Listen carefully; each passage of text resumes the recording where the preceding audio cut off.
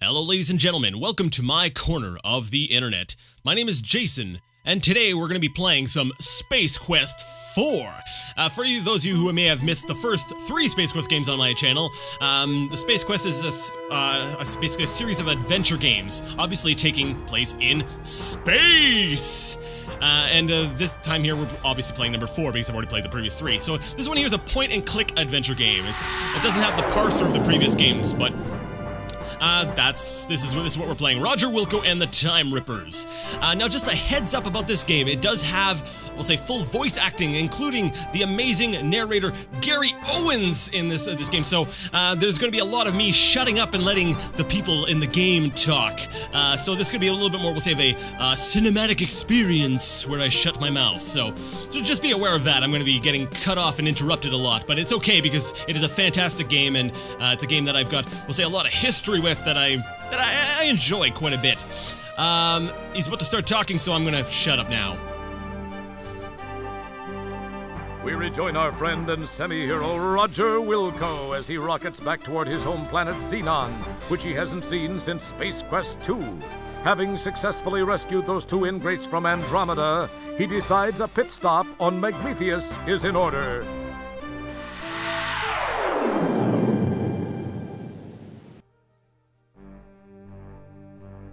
During the descent to this cosmic canteen, he is unaware of the interest that has been generated regarding his fate.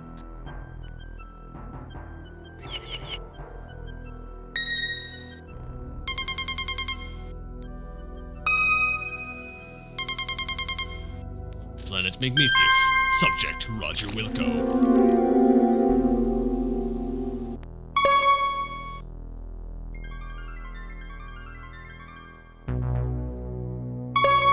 Location confirmed.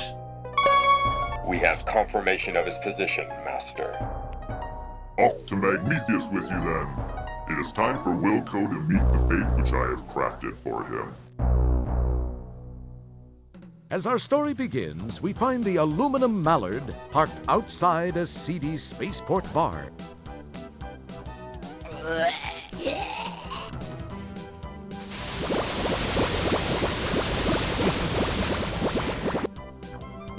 We join Roger as he relates one of his greatly exaggerated tales of adventure.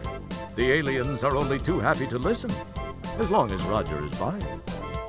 See, there was this deadly root monster, a ferocious swamp creature, and a Labion terror beast to contend with. Then I had to outsmart another of Vohal's gorillas and steal the shuttle so I could penetrate the asteroid's fortress and pull the plug on that corpulent creep once and for all. Are you Roger Wilco? Yeah. Please come with me.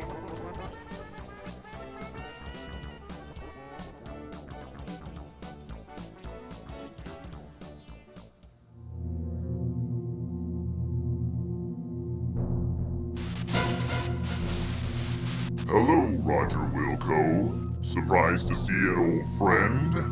You have no idea how special this moment is for me. This is no chance encounter, I can assure you. I have this one loose end to tie up before I begin my reign as the supreme being of all that exists. I do not like to lose. You are a blemish on what would otherwise be a perfect record of domination, terror, and invincibility. Besides, I'm still a bit miffed about that asteroid deal in Space Quest 2. Anyway, to relieve the pain of my humiliation and to prevent you from being a pain in my future, you must die. It's been nice seeing you one last time. Then, do the dirty deed.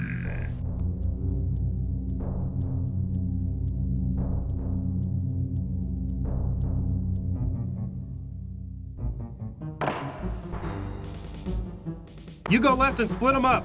Mr. Wilco, follow me and do exactly as I say. Let's move! Right behind you, Kermit. I swear the guy sounds like Kermit the Frog. Like, now I've said it, listen to him. Hey, I want to know what the... Listen, I can't explain it all to you now. They've got a beat on our coordinates. We've got to move fast. Like, it's not perfect, but it's close. We gotta do this fast. Shield your eyes. Jump into the time rip. Do it now. You've got to. If I take the time to explain, we're both parking lot pizza. You'll understand soon.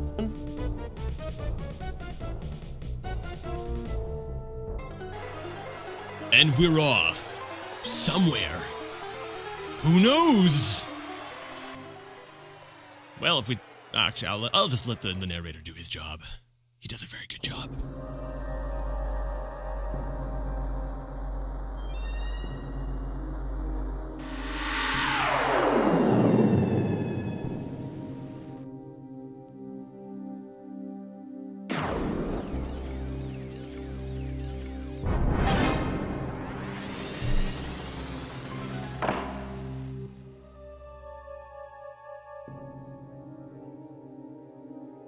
Now where am I? You wonder aloud to non-existent auditory organs. This place sure looks homey.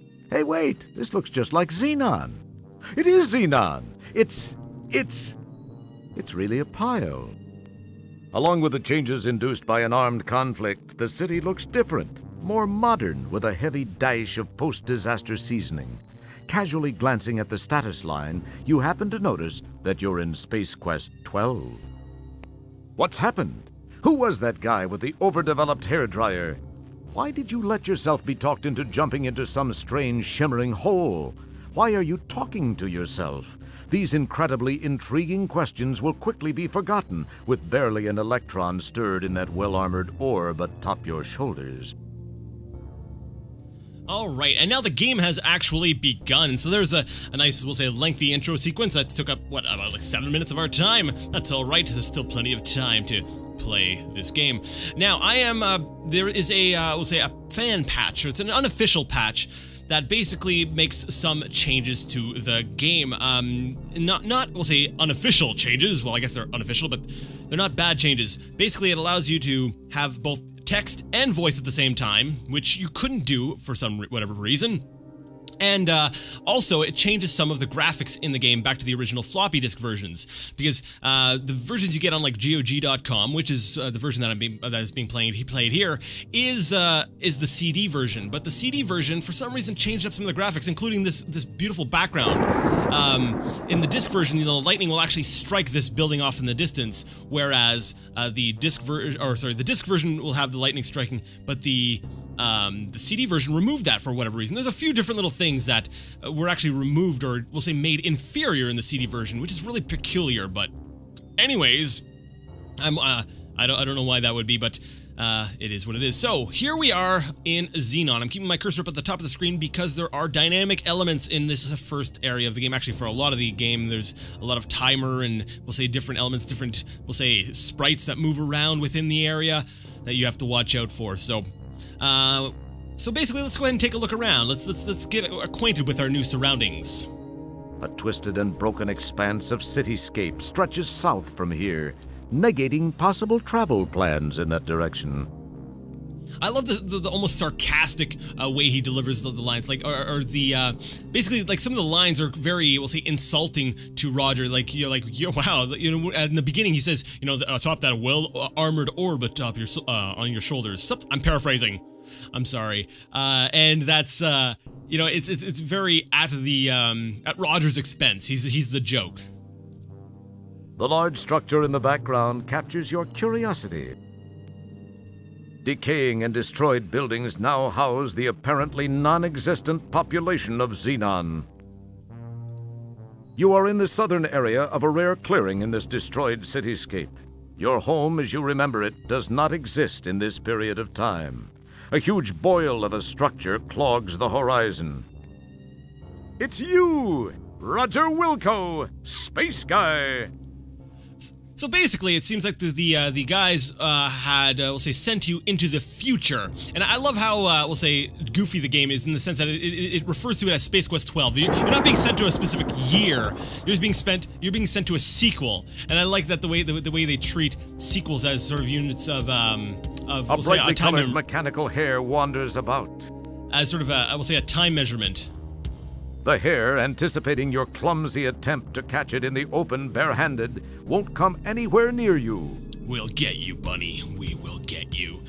So we're gonna go ahead and we'll go, walk around here, explore the area, and look at the beautiful art. Like, that's one of the things I loved so much about Space Quest 4 was the art in this game. This sealed, battered building is the last one standing in the southwestern area. The place is a mess. Dangerous terrain prevents travel to the south.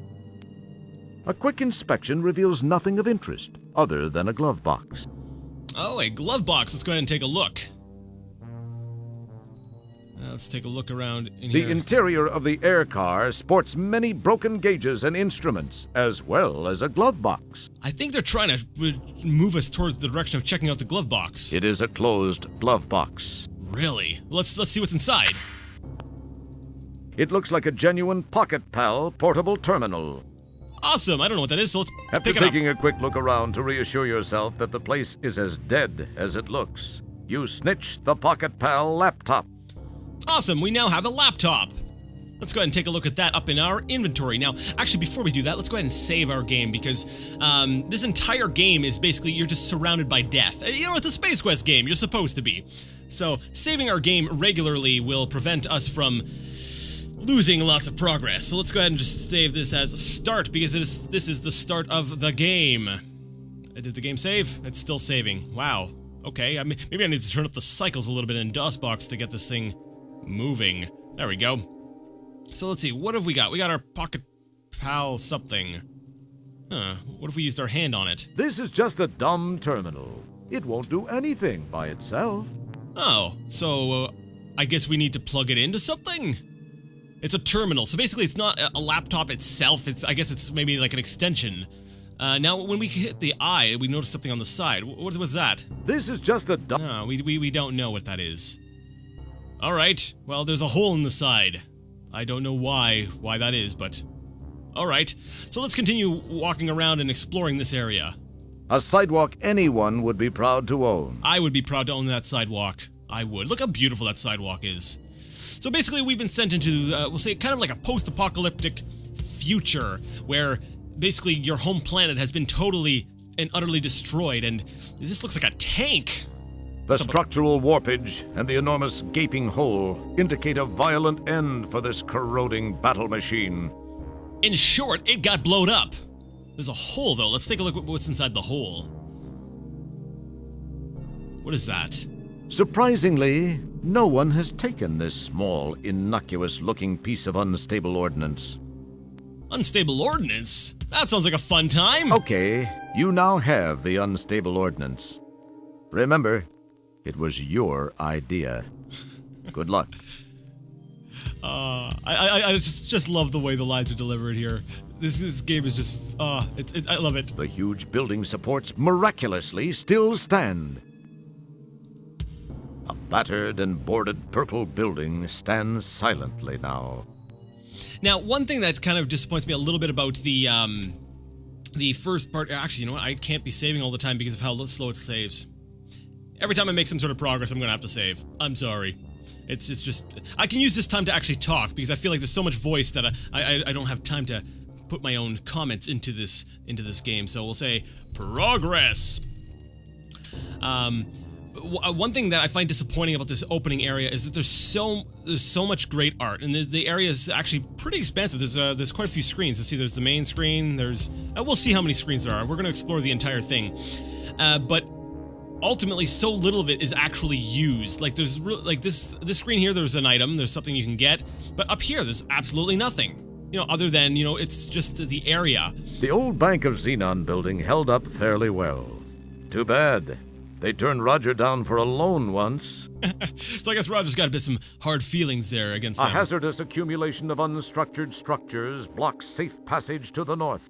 So I guess that's telling us that we can't go any further that way. Can we go this way? I know we can't, but I'm going to try it anyways because once you learn how to play the game, I find you tend to just sort of, okay, I'm just going to do what is needed to actually beat the game. And you kind of just sort of glance over, you just sort of avoid we'll say more of the flavor of the game.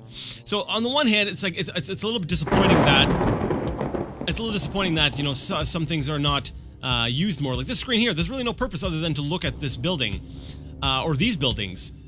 But at the same time, I actually miss this. I find too many adventure games get sort of caught up in this whole, like, I understand budgets, but they just sort of make the game, and every screen has to have a purpose, and if it doesn't serve a purpose, you know, if there's no item or puzzle there, a lot of times it just gets discarded, or it just doesn't get made. I love flavor screens. I like rooms where it actually adds to the game here, so... The large structure in the background captures your curiosity. Yeah, it does. I'm kind of curious what that is. In the distance, the skeletal remains of once proud structures jut weakly into the chemical-laden atmosphere. Chemical-laden? You are at the northern boundary of a clearing in the midst of a battle-scarred city. An ominous-looking building is the only thing in sight which might contain life. Now, that's interesting that they said chemical, because I had really noticed that before. Really, you know, I was like, okay, whatever, it's, you know, a red sky, but it never really occurred to me that there's, you know, chemicals up in the air and stuff like that. A featureless, dirty white structure fills space to the east. Okay. Let's, there's really nothing else to see here. Once again, like I said, it's like it's flavor. It's a flavor room. It really gives the entire area like a filled out space. So like when, you know, walking around this whole area, these areas that don't actually contain anything that you can actually use, I feel like they would be so empty if, you know, if they were missing. The game would feel like incomplete. I'm sorry. The art in this game, it just really, it really does it for me. I like the art in this game. It's good art. What have we got over here? Now, you notice though, when we're talking about art, it's like those old cartoons where you have the background, but then there's certain pieces of the art that kind of stand out a little bit, like this, for instance. This grate has crud, gunk, and sludge built up around the edges. You can see through the grate, but can't make anything out. Huge supports miraculously still do just that to these buildings. A large void indicates the absence of any dense matter. I love how the vocabulary he uses. Like that's all in the writing, but his delivery is great too. The combination of the delivery and the writing is awesome, because it uses, you know, really complex ways of saying something so simple like "there's a hole there." It's awesome. It's cool. So you know, let's go ahead and lift up the grate. Let's see what lies beneath the grate. Can we lift that up? Yes, we can. Well, let's go ahead and hide down there.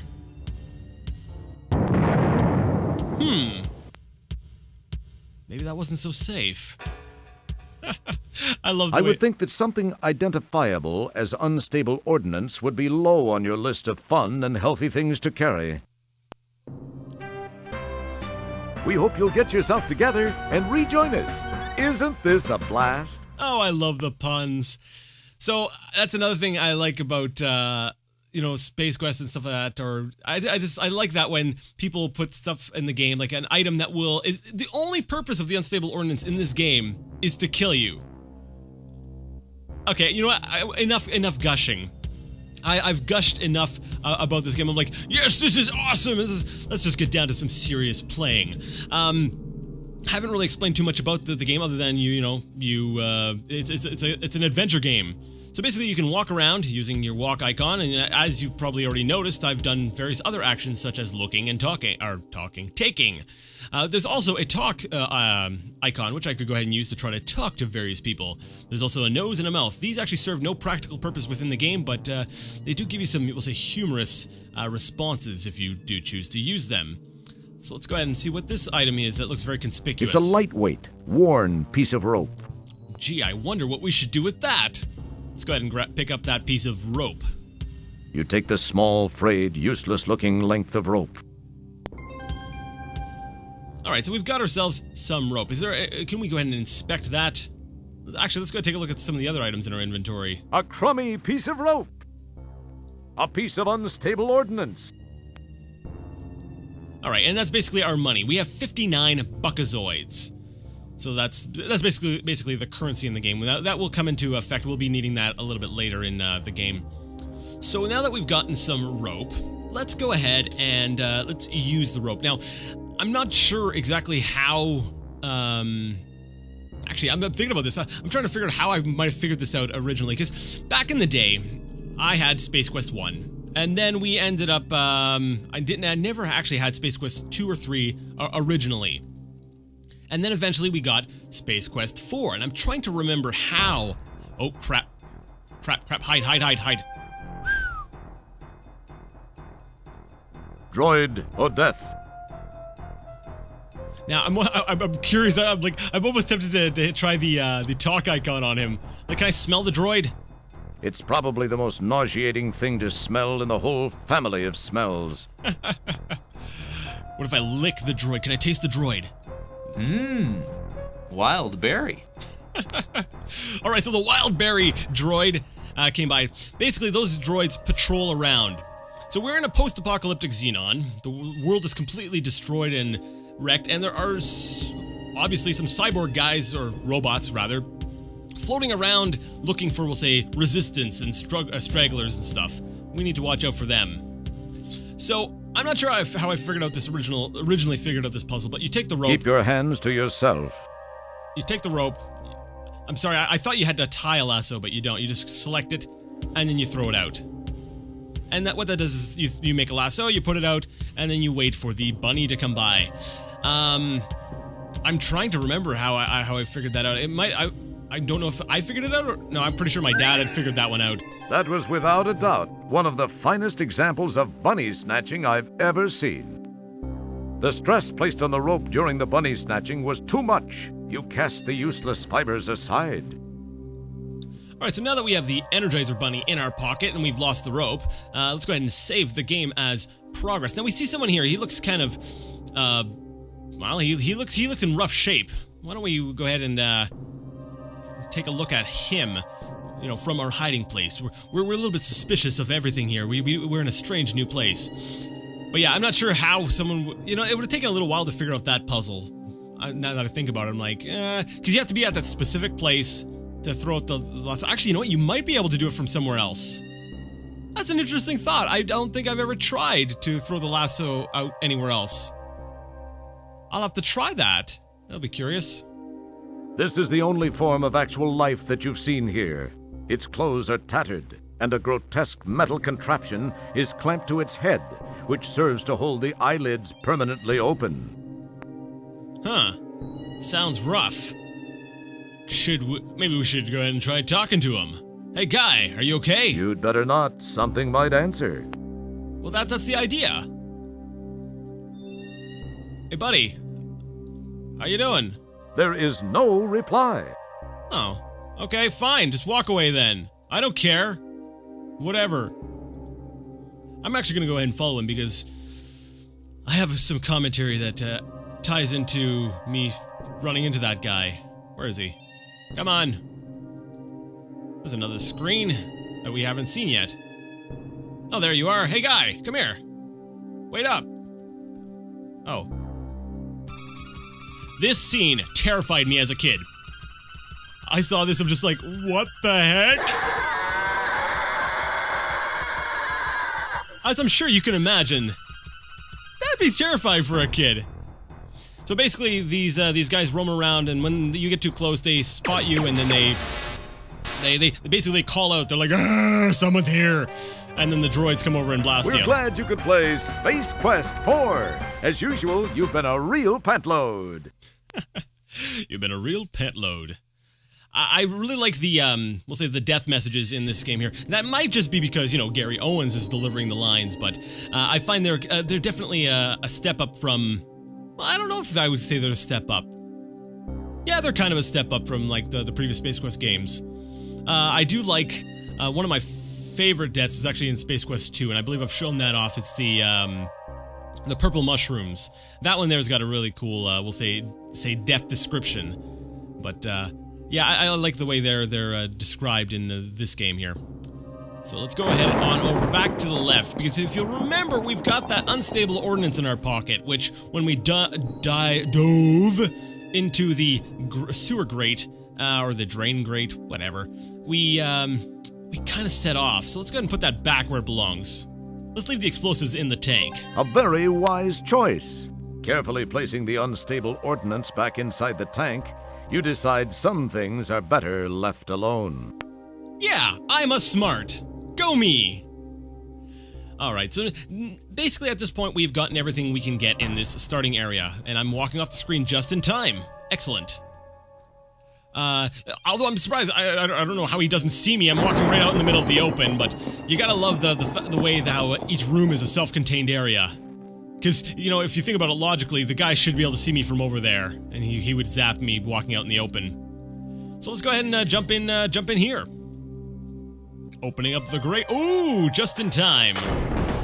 You're not gonna see me, crazy guy. I am a ninja. Now, this has kind of surprised me. This kind of confused me when I first saw it. I'm like, I'm jumping into a sewer grate. Why am I jumping into like this control room? It's kind of it's strange. It's like this is not the kind of place you would expect to be at the bottom of a water drain. Are you honestly telling me water drains into this room? Like, I don't know. Who designed this? Who's the architect at Xenon? Seriously. So we're going to go ahead and just say sewers, because we are now currently in the sewers. Alright, you know what? I think this is going to be a good stopping point for this video. Some of these episodes are going to be a little bit shorter than some of my others, but that's alright. We're going to go ahead and stop things here, and next time we're going to go ahead and explore the sewers beneath Xenon.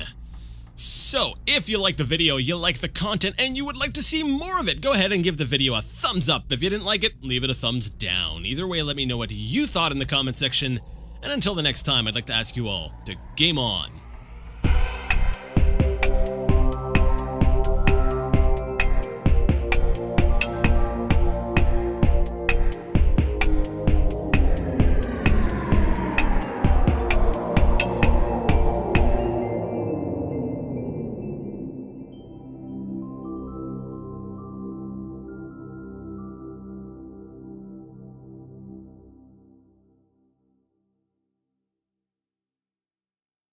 See ya on the Chrono Stream, time jockey.